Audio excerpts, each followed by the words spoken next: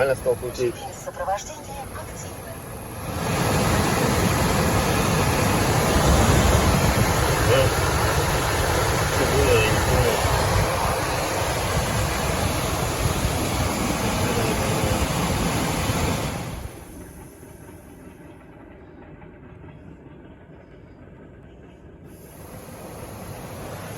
Вот на самый полный.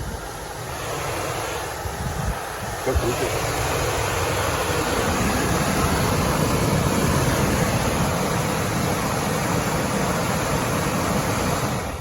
Ни хрена не понимаю.